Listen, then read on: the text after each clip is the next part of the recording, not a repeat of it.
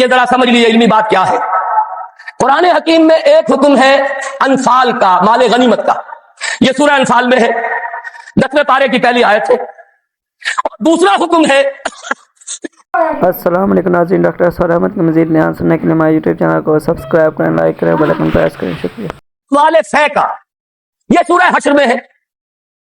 مال غنیمت کا قانون یہ ہے کہ 5واں حصہ 1/5 بیت المال کا، 4/5 مجاہدین میں تقسیم ہو جائے گا. سوار ہے گھوڑا، اونٹ بھی اس نے اپنا رکھا ہوا ہے تو اس کو 2 حصہ ملے گا، پیدل ہے اکیلا. اموال فے کیا ہے؟ کل کے کل بیت المال کے، کسی کا کوئی حصہ نہیں. عام خیال یہ تھا کہ یہ زمینیں جو فتح ہو رہی ہیں، عراق فتح ہو گیا، شام فتح ہو گیا، ایران فتح ہو گیا، مصر فتح ہو گیا. تصور تو کیجیے، the fertile crescent of the middle east, سارا کا سارا فتح. چند سالوں کے اندر اندر چند ہزار صحابہ تھے جنہوں نے ان سارے علاقوں کو فتح کر دیا. اب انہوں نے مطالبہ کیا کہ جناب یہ مال غنیمت ہے، ہم نے جنگ کر کے فتح کیا، لہذا یہ زمینیں تقسیم کر دیجیے، 5واں حصہ رکھ لیجیے بیت المال کا. حضرت عمر نے فرمایا اگر میں نے یہ زمینیں اور یہ رقمیں تمہیں تقسیم کر دیے تو بعد کے آنے والے مسلمانوں کو کیا ملے گا؟ واقعہ یہ ہے کہ تاریخ انسانی کا بدترین جاگیردارانہ نظام قائم ہو جاتا اگر حضرت عمر یہ فیصلہ نہ کرتا. وہ عمر فاروق کان رائے موافقا بالکتاب والسنہ، کتاب اور وحی کے مطابق ان کی رائے، بلکہ میں کہتا ہوں وہی ان کی رائے کے مطابق نازل ہوئی. وہ عمر بن الخطاب جن کے بارے میں حضور نے فرمایا کہ لو کان بعدی نبی لکان عمر، میرے بعد کوئی نبی ہوتا تو عمر ہوتے. یہ ان کا اجتہاد ہے، اور یہ اجتہاد کسی مولوی کا نہیں، امیر المومنین کا ہے. جبکہ پوری ملت اسلامی ایک حکومت، ایک نظام، مذہب اور سیاست میں کوئی تفرقہ نہیں. وہی خطیب ہے مسجد نبوی کا، اور وہی امیر ہے وہ حکومت کا، سربراہ ہے حکومت کا. اس کا اجماع اور خلافت راشدہ کا یہ اجماع، یہ تو گویا کہ ہمیشہ کے لیے اٹل قانون ہے. اس کے اوپر اس اجتہاد پر عمل کیجئے. زرعی زمین کی 2 قسمیں ہماری شریعت میں ہیں. جو مسلمان لڑے بھیڑے بغیر ایمان لے آئے ان کی زمینیں ان کی ملکیت ہے. جیسے مدینہ کے مسلمان، وہ تو لڑے نہیں، انہوں نے تو خود حضور کو لے کر اور ان کو دعوت دے کر وہ مدینہ تشریف لے کر آئے ہیں، لہذا ان کی زمینیں ان کی ملکیت رہی، ان سے عشر لیا گیا، یہ عشری زمینیں کہلاتی ہیں. جو زمینیں فتح ہوئی، جو ملک، یہ عشری نہیں خراجی ہیں. یہاں پر وہ ملکیت رہیں گی بیت المال کی، مسلمانوں کی اجتماعی ملکیت، وقف علی المسلمین. البتہ جو کام کرے مسلمان ہو، کاشتکار، مجوسی ہو، عیسائی ہو، وہ خراج دیں گے براہ راست بیت المال کو. پاکستان کا یہ سارا علاقہ مسلمانوں نے بدور شمشیر فتح کیا تھا. یہ کسی کے باپ کی جاگیر نہیں ہے. وہ جاگیر چاہے کبھی رنجیت سنگھ نے دی ہو، چاہے وہ انگریزوں نے دی ہو، چاہے اس سے پہلے کہ وہ سلاطین مغلیہ نے دی ہو، جن میں سے سوائے ایک اورنگزیب عالمگیر کے باقی سب کا جو رویہ تھا وہ سب کو معلوم ہے کہ کیا تھا. اکبر اعظم نے تو یہاں سے دین محمدی کا جنازہ نکالنے کے لیے ایڑی چوٹی کا دور لگا دیا تھا صلی اللہ علیہ وسلم. نیا دین الہی رائج کیا تھا وہ اکبر اعظم علیہ ما علیہ.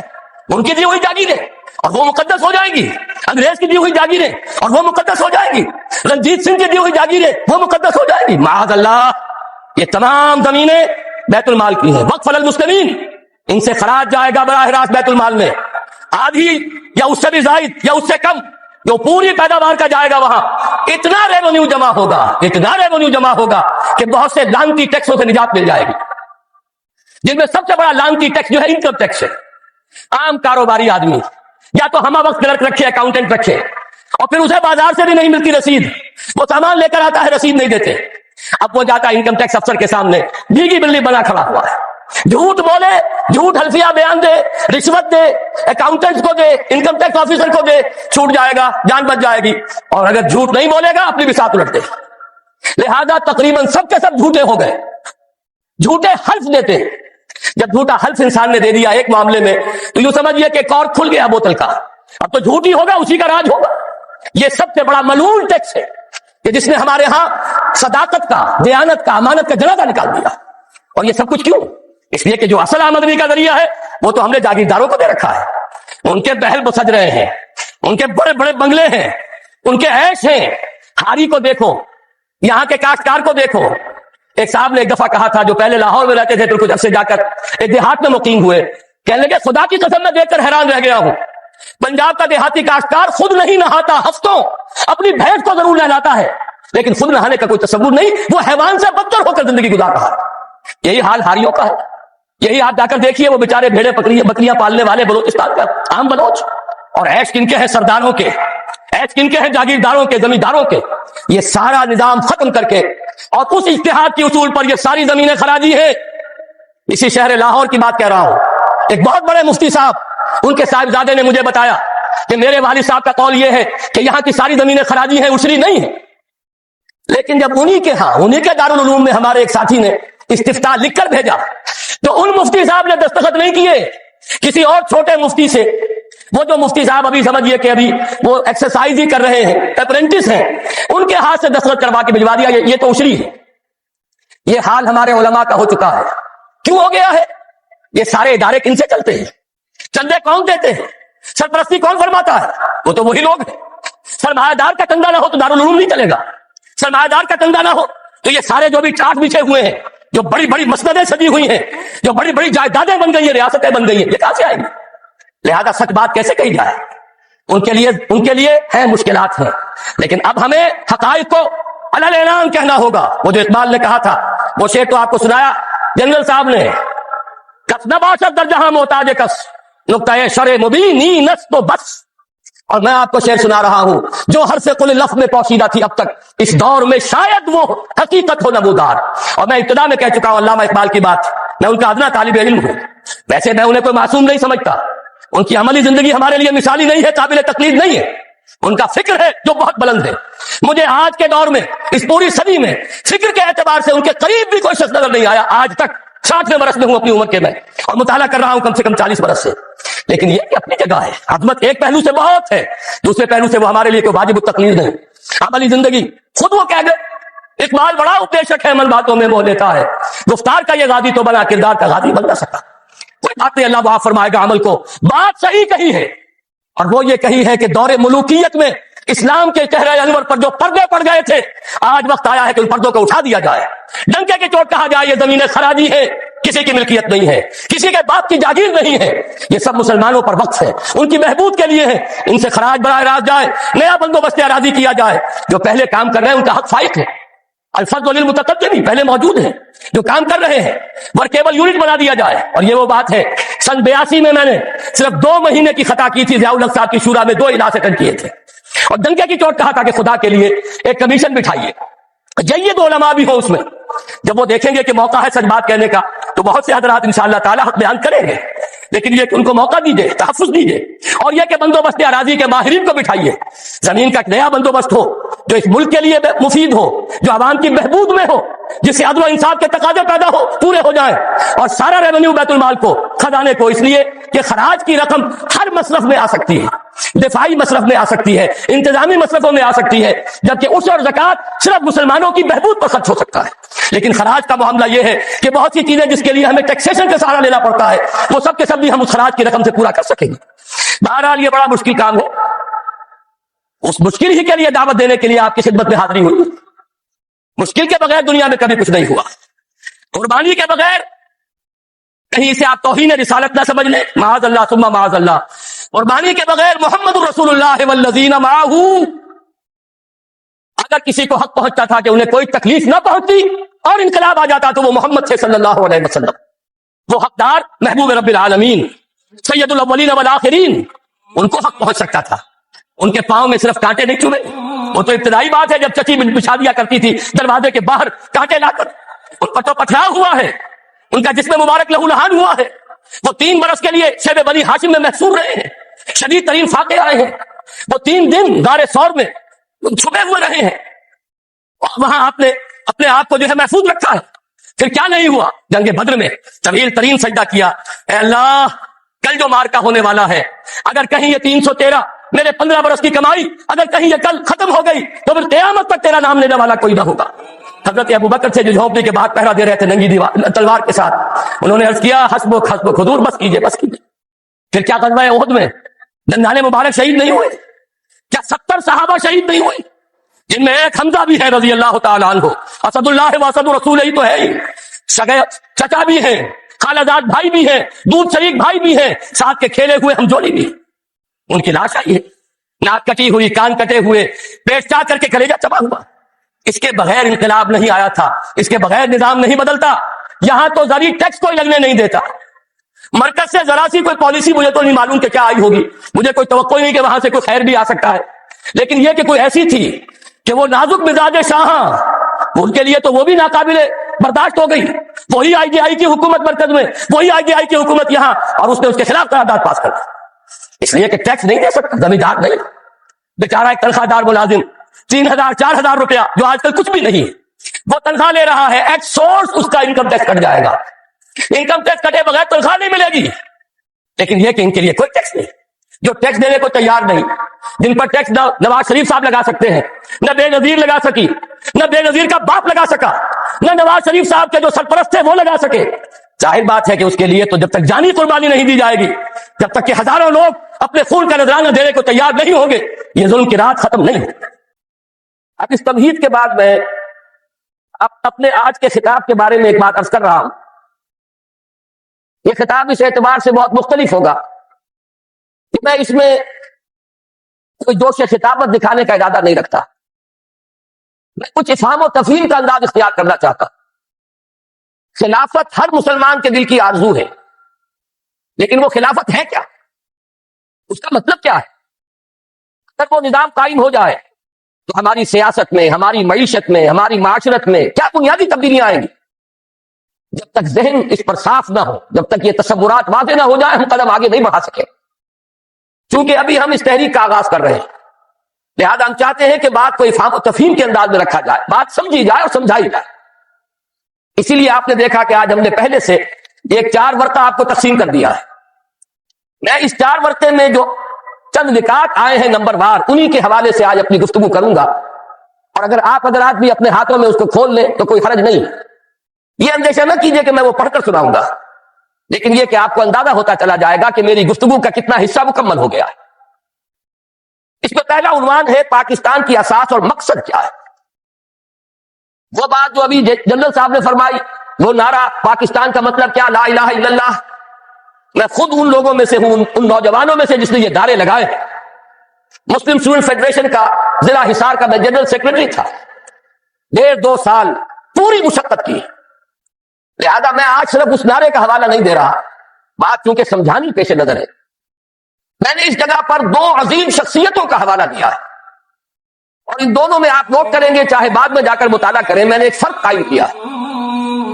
پاکستان کا مصور اور مجوز اور مفکر علامہ اقبال تھے. پاکستان کے معمار اور مؤسس قائد اعظم تھے. ان الفاظ کی بڑی اہمیت ہے, اس لیے کہ نقشہ بنانا, تفکر, تصور یہ ایک دوسرا کام, اور بالفعل کوئی عمارت بنانا اس کے کچھ اور تقاضے. ہمارے یہ 2 عظیم رہنما, ان میں یہ فرق و تفاوت سامنے رہنا چاہیے کہ پاکستان کے مصور و مفکر علامہ اقبال تھے, جبکہ معمار, اس کے مؤسس, اس کے بانی قائد اعظم تھے. میں نے ان دونوں کے حوالے سے یہاں باتیں کی ہیں. علامہ اقبال کا خطبہ الہ آباد اہم ترین سنگ میل کی حیثیت رکھتا ہے تحریک پاکستان. افسوس کہ اس وقت اسے نگاہوں سے اوجھل کر دیا گیا. اس میں کچھ باتیں ایسی بھی ہیں جو شاید سب لوگوں کو پسند نہ ہو. یہاں پہ میں نے 3 باتوں کا حوالہ دیا. علامہ اقبال نے بر عظیم پاک و ہند کے شمال مغرب میں ایک مسلمان مملکت کے قیام کے 3 مقاصد بیان کیے. نمبر 1 یہ کہ یہ متحدہ ہندوستان میں جو مسلم ہندو کشمکش اور کشاکش چل رہی تھی, یہی اس کا واحد حل ہے. نمبر 2 یہ کہ اس ذریعے سے مسلمانوں کو یہ موقع مل جائے گا کہ اسلام کا جو حقیقی نظام تھا, جو محمد عربی صلی اللہ علیہ وسلم نے عطا فرمایا اور ایک انقلابی جدوجہد کے ذریعے سے قائم فرمایا, جس کا اصل نمونہ خلافت راشدہ ہے, لیکن جس پر بعد کے دور ملوکیت میں پردے پڑ گئے. اسلام کی بہت سی حقیقتیں چھپ گئی. بادشاہی, ملوکیت, جاگیرداری, سرمایہ داری کے اس کے اوپر پردے پڑتے چلے گئے, تاہاں کہ آج اس اصل اسلام کی حقیقت کہیں نظر نہیں آ رہی. دنیا کے سامنے تو ایک دوسرا اسلام ہے, بادشاہوں کا اسلام ہے, مغلوں کا اسلام ہے, شہنشاہوں کا اسلام ہے. آج ہمیں ایک موقع ملے گا. علامہ اقبال کا یہ نظریہ تھا, اگر پاکستان وجود میں آ جائے تو وہ جو دور ملوکیت کے پردے پڑ گئے تھے ان کو ہٹا کر صحیح اسلام کا ایک نمونہ دنیا کے سامنے پیش کر دیا جائے. علامہ اقبال نے تیسری بات بھی کہی تھی, اور موجودہ حالات میں وہ بہت ریلیونٹ تھے. بہت سے حضرات کو شاید تعجب ہو کہ علامہ نے فرمایا تھا کہ اس ہندوستان اور پاکستان کو باہم لڑنا نہیں، بلکہ یہ پاکستان، مجودہ پاکستان ہی بھارت کا سب سے بڑا دفاع کرنے والا ہوگا۔ یہ بات بڑی عجیب لگے گی آپ کو۔ علامہ اقبال کے الفاظ یہ ہیں کہ the north west Muslim country will defend India against every invasion, be that invasion of ideas اور بیولیٹس۔ یہ جو ملک وجود میں آ جائے گا، مسلمان ملک، یہ تو پورے ہندوستان کی حفاظت اور دفاع کا فریضہ سر انجام دے گا۔ ہر حملے کے خلاف، خواہ وہ حملہ نظریات کا ہو، خواہ بیولیٹس کا ہو، سنگینوں کے ذریعے سے حملہ ہو، یہ بات بالکل بلائی جا چکی۔ اس لیے کہ در حقیقت تقسیم ایسے وجود میں آئی کہ جانے والا ہمارا وہ دشمن انگریز، وہ ایک ایسا مسئلہ پیدا کر گیا سازش کے طور پر کہ جس پر یہ دونوں ملک آج تک لڑتے چلے آ رہے ہیں، اور اندیشہ یہ ہے کہ شاید مستقبل قریب میں پھر کوئی اور زیادہ ہولناک جنگ آ جائے۔ یہود کی یہ سازش، وہ جو ایوارڈ دیا تھا حق بندی کمیشن نے، یہ کوئی اچانک ہو جانے والی باتیں نہیں تھی، اس کے پیچھے گہری سازش تھی کہ بیچ میں وہ مسئلہ چھوڑ کر جاؤ کہ یہ دونوں آپس میں لڑے لیکن دونوں ہمارے دوست رہے۔ حالانکہ واقعہ یہ ہے کہ سابق حکمرانوں کے خلاف تو جذبات انتقام ہوتے ہیں قوموں کے اندر۔ یہاں نقشہ یہ ہے، اتنی کامیاب پالیسی رہی ہے برطانیہ کی کہ دونوں اس وقت بھی تھوڑا سا وقفہ آیا تھا کہ ہم کامن ویلتھ سے نکل گئے تھے، دونوں اسی فطرہ کے نخجیر ہیں، دونوں اسی کامن ویلتھ میں۔ اور واقعہ یہ کہ ہم نے تو جس بے غیرتی اور بے حمیت کا مظاہرہ حال ہی میں کیا ہے، کون ہے یہ ڈائن یا ڈائنا؟ اس کا یہ اعزاز کہ محمد عربی صلی اللہ علیہ وسلم نے یہ فرمایا، من وقر صاحب بدعت فقد اہان علی حدم الاسلام۔ جس شخص نے کسی بدعتی کی، ابھی یہاں کافر کی بات نہیں ہو رہی، اس نے کسی بدعتی کی توقیر کی، اس نے اسلام کی بنیادیں کھودنے کا کام کیا ہے، اس میں تعاون کیا ہے۔ یہاں تک فرمایا من مشى مع فاسق ليقضيه غضب اللہ تعالی واهتز له العرش۔ جو شخص کسی فاسق کے ساتھ چلتا ہے کہ اسے تقویت پہنچائے، اللہ غضبناک ہوتا ہے، اور اس درجے غضبناک ہوتا ہے کہ اس کا عرش کانپنے لگتا ہے۔ یہ تعلیمات ہے محمد عربی صلی اللہ علیہ وسلم کی، اور ہم اپنی اس بدترین غلامانہ ذہنیت کا آج تک مظاہرہ کر رہے ہیں۔ اور ابھی میری توجہ تو اس طرح نہیں ہوئی تھی، میں تو مشکور ہوں اپنے نوجوان ساتھی کا، ندیم بیگ کا۔ اب تو کچھ ہونے والا ہے، میڈونا اور پتہ نہیں اور کون ہے کہ جن کو یہاں بلایا جا رہا ہے۔ واقعہ یہ ہے کہ یہ ہماری اس بے غیرتی اور بے حمیتی کا سب سے بڑا معاملہ ہوگا، اور میں سمجھتا ہوں چیلنج ہے یہ ان لوگوں کے لیے جنہوں نے کچھ بھی قوت مداحمت فراہم کی ہے۔ آپس میں تلاشی کوفے نہ چلائیں، آئے میدان میں اور اس کو روکیں، سد باب کریں۔ بڑی بڑی جمعیتیں اور جماعتیں موجود ہیں، آپس میں اقتدار کی کشمکش کے لیے ایک دوسرے کا خون بھی بہا رہی ہے، لیکن یہ کہ اس دین کے معاملے کے اندر اگر ان میں دم ہے، اگر ان میں طاقت ہے، پاسبان بن کر اگر سامنے آنا چاہتے ہیں تو دین محمدی کے پاسبان بن کر سامنے آئے۔ اور یہ موقع ایسا ہے کہ اس وقت واقعتاً جن میں حمیت ہے انہیں اپنی حمیت کا ثبوت دینا چاہیے۔ یہ تو تھے علامہ اقبال کے نظریات۔ قائد اعظم کا میں صرف ایک جملہ یہاں سناؤں گا۔ قائد اعظم کی اگرچہ بدقسمتی سے ایک تقریر وہ بھی ہے جس کے اندر ایک جملہ ایسا نزاعی بن گیا جس سے دشمنان اسلام نے اور سیکولرزم کے علمبرداروں نے بہت فائدہ اٹھایا۔ کاش کہ قائد اعظم وہ الفاظ نہ کہتے، لیکن یہ کہ اس کی ایک توجیہ ہے جس کو یہاں بیان کرنا ممکن نہیں ہے وقت کی کمی کے باعث۔ لیکن ان کے وہ ساری تقریریں دور تحریک پاکستان کی اور اس ایک خاص تقریر کے بعد کی تمام تقریریں ایک ہی مضمون پر گواہی دے رہی ہیں، جس کی نمائندگی کرتا ہے ان کا ایک بہت عمدہ تاریخی جملہ جو علامہ اقبال کے اس فکر کے بہت قریب ہے۔ انہوں نے فرمایا ہمیں پاکستان اس لیے چاہیے کہ عہد حاضر میں اسلام کے اصول حریت و اخوت و مساوات کا ایک عملی نمونہ دنیا کے سامنے پیش کر دیں۔ یہ مقصد تھا پاکستان کا، مفکر و مصور پاکستان کے نزدیک بھی، اور معمار اور مؤسس پاکستان کے نزدیک۔ لیکن ہوا کیا ہے؟ میری دوسری بات، ہماری کوتاہی اور کوتاہ نظری۔ ایک بات کافی ہے، شمسی حساب سے ہم 45 سال پورے کر کے 44 سال پورے کر کے 45ویں میں قدم رکھ چکے، قمری حساب سے 45.5 سال ہو چکے۔ جیسا کہ جنرل صاحب نے فرمایا، وہی نظام جو کا تو اوپر سے لے کر نیچے تک اثر تاپا، جس کی میں بعد میں قدر وضاحت نہیں کروں گا، وفاداری بشرط استواری عین ایما ہے۔ ہم نے بالکل اس کے مصداق اس نظام کو جو کا تو قائم رکھا ہوا، سرے منہ فرق نہیں آیا۔ یہ تو خیر وہ بات ہے کہ جس پر مزید آپ کا وقت لینے کی ضرورت نہیں ہے، رائٹنگ آن دی وال ہے، ہر شخص جانتا ہے۔ لیکن میں ایک خاص بات کی طرف توجہ دلانا چاہتا ہوں۔ ظاہر بات ہے مسلم لیگ سے، چونکہ اس میں ہر قسم کے لوگ شریک تھے اور انہوں نے صرف قیام پاکستان کا پروگرام دیا تھا، یہ توقع ہی نہیں تھی کہ وہ اسلام یہاں لا سکتے ہیں.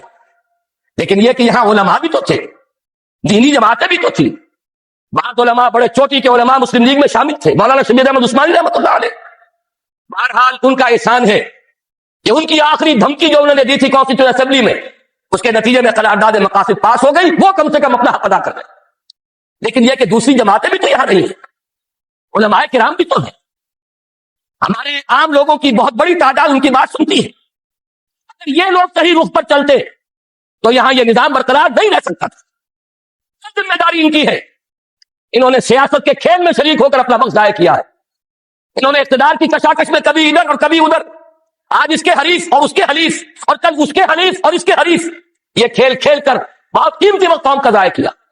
مزید بڑا ایک بہت اہم نکتہ عرض کر رہا ہوں, تیسری بات, کہ ہمارے دین کے حلقے کی طرف سے, علماء کرام کی طرف سے مطالبہ بھی اگر آتا ہے, میں ان کی بات چھوڑ رہا ہوں جو اسلام کو صرف سیاسی نعرے کے طور پر استعمال کرتے رہے, میں ان علماء کرام کی بات کر رہا ہوں جو مخلص ہیں. انہوں نے بھی صرف اسلامی قانون کی بات کی ہے, اسلامی نظام کی بات نہیں. ان دونوں میں ایک باریک سا فرق ہے. نظام ہے, قانون اس نظام کو چلاتا ہے, قانون اس نظام کو تحفظ دیتا ہے. اگر نظام غلط ہے, ظالمانہ ہے, اس نظام کے تحت لوٹ کھسوٹ ہو رہی ہے, غریب سے غریب تر, امیر سے امیر تر ہوتا چلا جا رہا ہے, دولت کے انبار لگ رہے ہیں, آپ نظام کو تو کچھ نہ کہیں, جو کہ تم برقرار رکھے. چوری کی سزا نافذ کر دے, ڈاکے کا سدے بات کر دے, فائدہ کس کو پہنچے گا, غریبوں کو یا امیروں کو؟ ان کی حرام کی دولت کو تحفظ حاصل ہو جائے گا, ان کے عیش اور ان کے ایوان مزید محفوظ ہو جائیں گے. غریب کو تو اس سے کوئی فائدہ نہیں ہوگا. چوری اور ڈاکہ جو ہے وہ غریب کا تو ہوتا ہی نہیں, وہ تو امیر کا ہے. نظام ظالمانہ ہے اور غلط ہے, تو قانون بہترین بھی ہوگا, اس نظام کو سپورٹ کرے گا, اسے تقویت دے گا. نظام کو بھی بدلنا ہے اور قانون کو بھی بدلنا, یہ دونوں باہم لازم و ملزوم ہیں. اور ہمارے دین میں اس کے لیے اصطلاحات ہیں, دین اور شریعت. دین نظام ہے, دین ہمیشہ سے ایک رہا. حضرت نوح ہو, حضرت ابراہیم ہو, موسیٰ ہو, عیسیٰ ہو, حضرت محمد ہو صلی اللہ علیہ وسلم وعلیہ الصلوۃ والسلام, سب کا دین ایک تھا. شرع لکم من الدین ما وصی به نوحا والذی اوحینا الیک وما وصینا به ابراہیم وموسیٰ وعیسیٰ ان اقیموا الدین. دین تو ایک ہے, شریعتیں بدلتی رہیں, شریعت موسوی اور تھی, شریعت محمدی اور تھی, علی صاحب الصلوۃ والسلام. اصل سے دین, وہ دین کیا ہے؟ وہ در حقیقت ایک نظام زندگی ہے.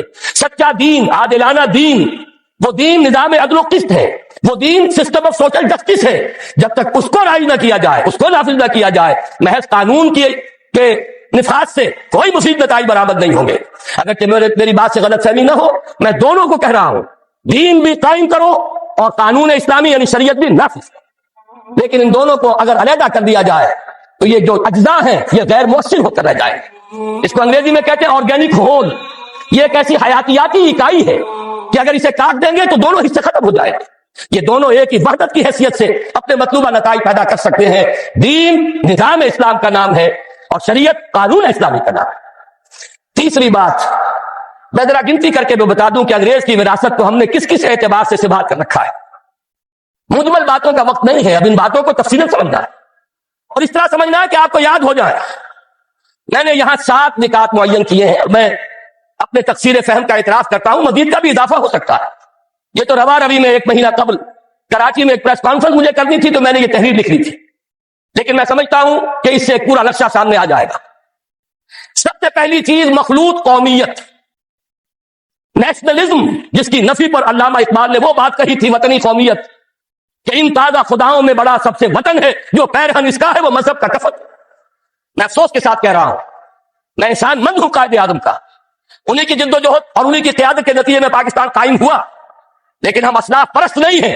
اسلاف میں بھی اگر کوئی بات غلط ہوگی ہم اس کا اقرار کریں گے, ببانگ دوہل اس کا اعلان کریں گے. حضرت ابوبکر صدیق بھی یہ فرما سکتے تھے کہ اگر میں سیدھا رہوں تو تم پر میری اطاعت فرض ہے, اور اگر میں ٹیڑھا ہونے لگوں تو مجھے سیدھا کرنا فرض ہے, تو کسی دوسرے کا مقام اس سے بالا تر نہیں. افسوس کے قائد اعظم نے جو الفاظ 11 اگست 1947 کو کہے پاکستان کے بارے میں تصور دیتے ہوئے, Muslims will cease to be Muslims and Hindus will cease to be Hindus, not in the religious sense, because religion is the private affair of the individuals, but in the political sense. میرے نزدیک یہ مخلوط قومیت کا وہ تصور ہے ان الفاظ سے جو نکلتا ہے. توجیہ میں نے بھی کی ہے ان کے اس قول کی, میری کتاب استحکام پاکستان میں جو باب اس پر ہے اس پر میں نے مفصل توجیہ کی. لیکن الفاظ ایسے ہیں بدقسمتی سے، جیسا کہ میں نے ابتدا میں عرض کیا تھا کہ سیکولرزم کے علمبرداروں کو اس سے دلیل ملی ہے. یہ مخلوط قومیت کا وہ نظریہ ہے جس کی نفی پر ہم نے تحریک پاکستان چلائی. پاکستانی قومیت، مسلم قومیت، اس کی بنیاد پر پاکستان بنا ہے. بہرحال ہم نے ابھی تک عملاً اسی مخلوط قومیت کے تصور کو اختیار کیا ہوا ہے. ہماری ایک ہی اسمبلی ہے، اس میں غیر مسلم بھی جائیں گے، مسلم بھی جائیں گے، وہ برابر کے ہیں، ان کے ووٹ وہاں پر کوئی میں فرق نہیں ہے. تو معلوم یہ ہوا کہ یہ تو مخلوط قومیت اور مسلم اور غیر مسلم کی ایک مشترک قومیت کا تصور ہے جو آج بھی ہمارے ہاں رائج ہے، اور اگرچہ ہم نے اس کی نفی پر پاکستان بنایا. دوسرے، پارلیمانی جمہوریت. چونکہ برطانیہ میں پارلیمانی جمہوریت تھی اور اس کی تو ہر شے کو ہمیں سنبھال کر رکھنا ہے. پارلیمانی جمہوریت سے لے کر کرکٹ کے گیم تک ہر شے کو پوری وفاداری کے ساتھ ہم نے قائم رکھا. شاہ ڈائنا کو بلایا تھا یہی دکھانے کے لیے کہ دیکھ لو، شرع منہ فرق نہیں آنے دیا ہم نے اس ملک میں، جیسا تم لوگ چھوڑ گئے تھے ویسا ہی آج قائم. ہمارے یہاں اس پارلیمانی جمہوریت کو سمجھ لیا گیا ہے کہ شاید یہ منظم من اللہ ہے اور تو کوئی راستہ ہے ہی نہیں، کوئی الٹرنیٹو ہے ہی نہیں. اس کو اصول موضوعہ بنا لیا گیا، اس لیے کہ اس نے ہمیں یہ پارلیمانی جمہوریت کا تصور دیا اور تھوڑی سی اس کی ہمیں تربیت بھی دے دی تھی. تیسری چیز، صوبوں کے نام اور اس کی حدود. معلوم ہوا کہ یہ تو شاید اللہ کے رسول نے معین کیے، معاذ اللہ، ان میں کوئی ادھر ادھر کا معاملہ نہیں ہو سکتا. سرائکی صوبے کا نام لے لے تو کفر ہو گیا، کہیں کوئی اور صوبے کی تقسیم کی بات کرے تو ڈرتا ہے، کانپتا ہے. صوبوں کی سینکٹی، صوبوں کا تقدس اور اس کی بنیاد پر عصبیت جو دن بدن گہری سے گہری ہوتی چلی جا رہی ہے. یہ بھی در حقیقت کس کے صوبے تھے؟ انگریز نے اپنی انتظامی مصلحت سے بنائے اور ہم نے جو کے تو قائم رکھے. نئے ضلع وجود میں آ گئے، نئی کمشنریاں وجود میں آ گئی، لیکن صوبوں کی حدود یہ تو مقدس گائے ہے، سیکریٹ کاؤ، سیکروسینٹ، اس میں کہیں کوئی تبدیلی نہیں آ سکتی. نمبر 4، بینکنگ کا وہ نظام جس کی بنیاد پر ہماری پوری صنعت اور تجارت، بلکہ اب تو کہوں گا زراعت بھی، اس لیے کہ ساری زرعی مشینری وہ بھی سودی قرضوں پر، ساری کھاد سودی قرضے پر، ہر نظام کے ہر حصے میں وہ شے شرائط کر گئی ہے جسے ابھی آپ سن چکے ہیں اللہ اور اس کے رسول کے خلاف اعلان جنگ کے مترادف قرار دیا گیا. سمجھا یہ جاتا ہے سود کے بغیر تو نظام چل ہی نہیں سکتا. میرے نزدیک یہ کلمہ کفر ہے، یہ اللہ تعالیٰ کے خلاف بد اعتمادی کا ووٹ ہے. یا تو اللہ کو علم نہیں تھا معاذ اللہ، ایک دور وہ بھی آئے گا کہ سود کے بغیر نظام چل نہیں سکے گا، اور اس نے وہ شے حرام کر دی جو لازمی تھی. وہ تو کہتا ہے لا یکلف اللہ نفسا الا وسعها، انسانی وسعت سے بڑھ کر تو وہ کسی شے کا بوجھ نہیں ڈالتا. معلوم ہوا کہ ہمیں نہ اللہ پر یقین ہے نہ اس کے رسول پر اعتماد.